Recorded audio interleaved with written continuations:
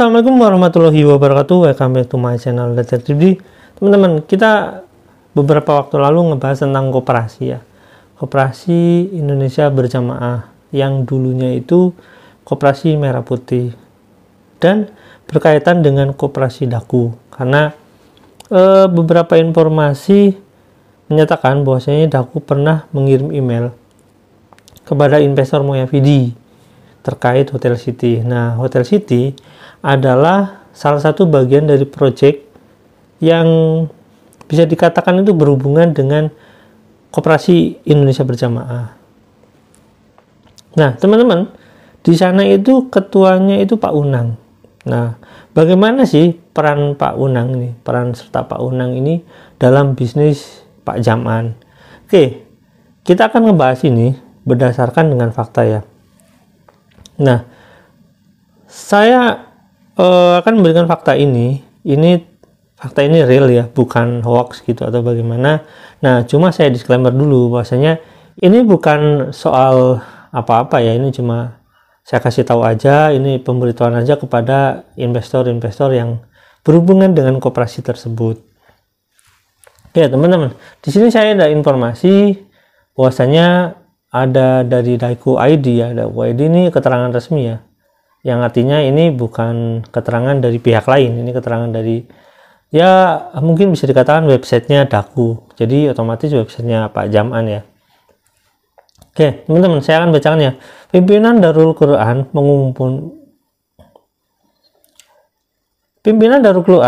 mengumumkan pengangkatan Unang Abdul Fattah sebagai Direktur Eksternal Daku Bisnis Nusantara DBN.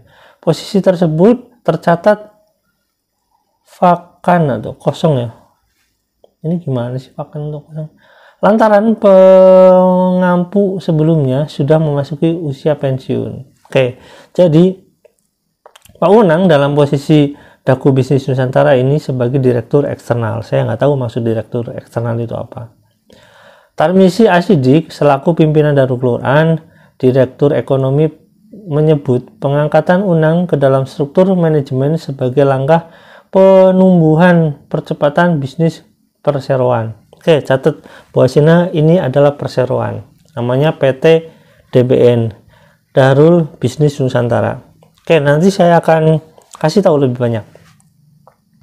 DBN sebagai salah satu unit di Darul Quran harusnya membawahi semua unit usaha yang ada di Darul Quran. Dan hari ini menjadi momentum melalui pergerakan bisnis eksternal dalam rangka mengimbangi bisnis ini, salah tulisannya mengimbangi bisnis internal yang sudah jalan. Ujarnya dalam acara serah terima amanah dikutip Kamis 7/10/2021. Jadi masih baru ya teman-teman. Pimpinan Darul Quran berharap dengan bergabungnya Unang Abdul Fattah di DBN, laju kinerja bisnis di bawah naungan Darul Quran akan meningkat. Salah satu cita-cita yang menggerakkan bisnis pesantrenan di mana masyarakat sekitar pesantren bisa merasakan manfaat ekonomi secara langsung. Seluruhnya masyarakat menjadi binaan Darul Quran lewat program pemberdayaan ekonomi, katanya. Unang merupakan direktur utama PT Daku Travel. Nah, PT Daku Travel kan udah saya sebutkan, kalian bisa cek ya. Di industri hospitality itu ya kayak pelayanan jasa, terus hotel seperti itu ya teman-teman ya. Dia pernah bergabung di Bank Mandiri, sebelumnya bergabung dengan Darul Quran. Selain menjadi jawara di sektor pelayanan, Unang juga tercatat sebagai Vice President Paytrend Group. Jadi Pak Unang ini punya peran serta sebagai Vice President Paytrend Group yang saya nggak tahu.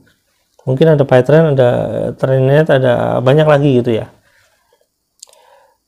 Insya Allah amanah ini akan saya jalankan dengan baik. Kami membutuhkan arahan dan bimbingan dari para pemimpin. Kerjasama seluruh pihak juga kami harapkan untuk menuntaskan misi kita bersama, ujarnya. Para stakeholder berharap dengan lengkapnya struktur direksi, Daku Bisnis Nusantara dapat berlari kencang dan dapat mengawal pembangunan bisnis yang akan memasuki babak baru pasca pandemi. Oke, teman-teman, ini baru ya, ini di 2021 bulan 10. Berarti beberapa bulan yang lalu masih belum sampai setahun ya. Karena ini bulan Oktober di tanggal 7. Nah, teman-teman, kalian harus memahami Pak Unang ini juga perannya banyak di, ya maksudnya di Paytren ada, terus di Daku Travel itu juga ada. Di sana juga merupakan bisnis Pak Jam'an dan istrinya juga sih sebenarnya. Oke, teman-teman, saya akan bacakan ini menurut saya ini penting saya bacakan karena ini terkait dengan perusahaan Pak Unang itu sendiri yang menjadikan Pak Unang itu sebagai di sana ya direktur eksternal. Saya nggak tahu maksudnya eksternal itu apa. Kayak di sini ada profil perusahaan PT Daku Bisnis Nusantara. Saya udah bacakan ya tadi ya. PT Daku Bisnis Nusantara. Nah, di sini jenis profilnya ini profil perusahaan ya, yang merupakan perubahan ya, perubahannya di 2022, jadi masih baru ya. Nah, cuma di sini teman-teman bisa memahami bahwasanya di sini ini tidak ada nama Pak Unang gitu. Jadi ya nggak masalah sih sebenarnya, ada Pak Unang juga nggak ada masalah ya. Nah, di sini saya akan kasih tahu bahwasanya jabatan atau apa ya, investor di situ diantaranya ini ada ya, diantaranya Ahmad Jamil sebagai komisaris. Kalian sering dengar kan Pak Ahmad Jamil. Nah, Kiai Jamil katanya sering-sering disebut sama Pak Jam'an. Ada lagi Tarmizi. Nah, kalian bisa lihat Tarmizi itu komisaris utama. Di sini ada Jam'an Nur Hoti Mangsur. Di sini tidak punya jabatan, tapi di sini dia sebagai investor di sana karena dia punya saham. Nah, di sini ada juga teman-teman Muhammad Anwar Sani. Nah, ini juga orang yang sama yang sering muncul ya, Muhammad Anwar Sani. Nur Diana Dewi. Nah, ini masih baru ya sebagai direktur. Murdianto sebagai direktur utama. Di sini ada Eka Anan Kubota sebagai direktur. Nah, makanya saya katakan saya masih bingung dengan direktur eksternal itu maksudnya apa. Apakah nanti direktur hubungan dengan perusahaan, misalkan dengan Daku Travel, dengan Paytren, kayak gitu. Jadi sebagai direktur penghubung gitu ya. I don't know. Jadi intinya bukan itu ya. Intinya peran Pak Unang itu sangat sentral di lingkungan Pak Jam'an. Jadi sangat penting gitu. Nah, kita tahu bahwasanya koperasi Indonesia Berjamaah ini kan bermasalah ya dengan para investor, di mana para investor sekarang menggugat Pak Jam'an sih, walaupun nanti pada akhirnya koperasi akan digugat.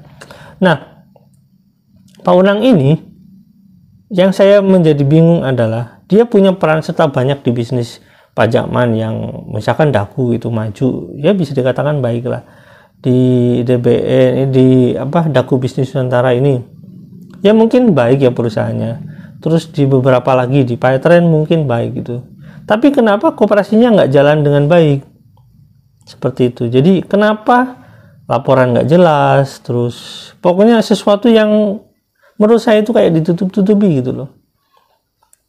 Ya, teman-teman simpulkan sendiri ya. Saya nggak sedang menuduh atau nggak sedang apa. Saya cuma bertanya, dengan kompetensi seperti itu, kenapa kok koperasinya gagal gitu? Menurut saya dalam tanda kutip gagal karena banyak investor yang sekarang menggugat, itu bisa dikatakan gagal ya.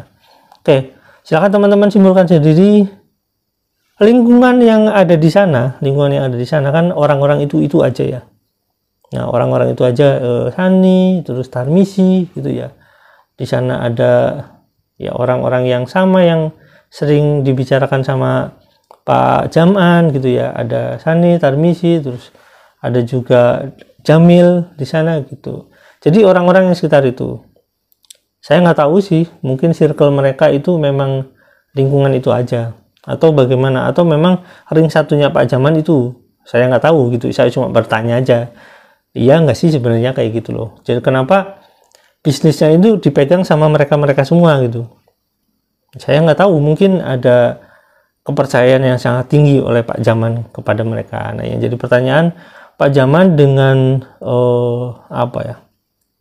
bisnis yang segitu banyak itu diawali bisnisnya dari apa gitu, kok bisa membuka bisnis yang lebih banyak.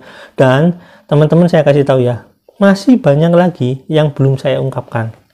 Ini loh, saya katakan banyak karena masih banyak lagi yang belum saya ungkapkan.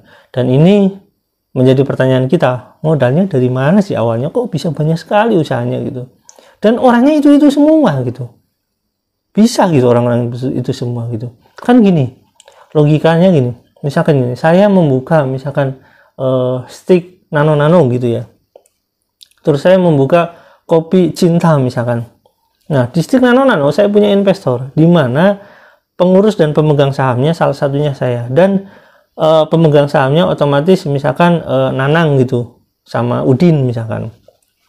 Nah, yang di satu lagi yang di kopi cinta, komisarisnya misalkan saya ada, tapi pengurus dan pemegang sahamnya ganti. Karena apa? Karena investornya lain gitu. Misalkan di sini Usep atau Agus gitu ya, orang yang mudah dikenal, sama Dadan misalkan, atau Anto atau misalkan seperti itu. Jadi ini bisa jadi yang berbeda karena investornya berbeda. Nah, di sini bisnis Pak Jaman ini orangnya itu saja. Dan banyak loh bisnisnya. Mereka semua ini modalnya dari mana awalnya? Pak Jaman terutama ya. Karena Pak Jaman selalu memiliki modal yang lebih besar daripada teman-teman ini. Oke, terima kasih ya. Ini cuma pertanyaan aja. Saya bertanya aja, dan saya juga bingung gitu. Walaupun kebingungan saya ya nanti pada akhirnya akan terjawab ya. Oke, terima kasih. Jangan lupa like, subscribe, dan komen. Jangan lupa juga share. Wassalamualaikum warahmatullahi wabarakatuh. Oke, teman-teman ya. Siapa di antara teman-teman ini yang kenal sama Pak Jamil? Cung.